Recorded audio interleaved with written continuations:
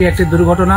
এটা আসন্ন দুর্গাপূজা বা আমাদের এই মণ্ডপ সংক্রান্ত বিষয়ে কোনো বিষয় নয়। হবিগঞ্জের নবীগঞ্জে পূজা মণ্ডপে আগুন লাগার গুজব ছড়িয়ে পড়লেও ঘটনাটি ভিত্তিহীন বলে জানিয়েছে পুলিশ ও পূজা উদযাপন কমিটি। হবিগঞ্জ থেকে বিশেষ প্রতিনিধি শাওন চৌধুরীর প্রতিবেদনে বিস্তারিত। জানা গিয়েছে, সামাজিক যোগাযোগ মাধ্যমে পূজা মণ্ডপে অগ্নিকাণ্ডের খবর ছড়িয়ে পড়লে হবিগঞ্জ জেলা পুলিশ তাৎক্ষণিকভাবে প্রাথমিক তদন্ত শুরু করে। তদন্তে নিশ্চিত হওয়া যায় পূজা মণ্ডপ বা মন্দিরে কোনো ধরনের অগ্নিকাণ্ড ঘটেনি।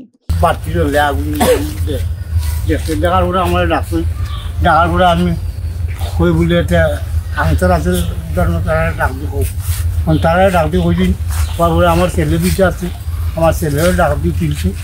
তারপরে আমরা বাড়িতে ঢুকিয়ে দেখি যে খেলের মাঝে আগুন, ছেলের ভিতর মাঝে আগুন জ্বেলেছে। তখন তারা হাত দিয়ে চিলাইছি, গ্রামের মানুষ আশপাশ যারা ছিল এরা দূরে দূরে আইতে আইয়া পানিটা দাঁড়া আছি তাহায় পানি দিয়ে আইতে আগুনটা লিবানি গেছে।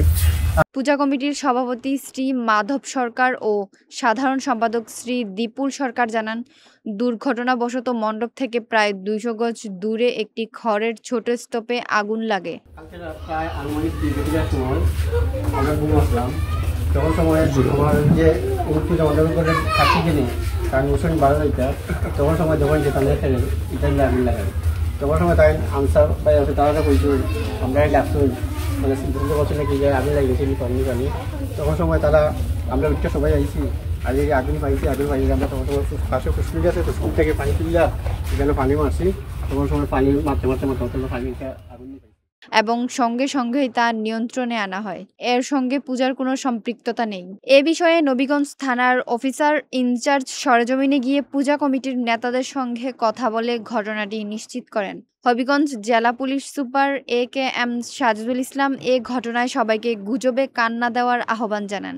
বিষয়টি একটি দুর্ঘটনা। এটা আসন্ন দুর্গাপূজা বা আমাদের এই মণ্ডপ সংক্রান্ত বিষয়ে কোনো বিষয় নয়। এটা নিয়ে আশা করি কোনো নেতিবাচক প্রভাব আমাদের নবীগঞ্জ সহ অন্য কোথাও এটা কোনো প্রভাব পড়বে না।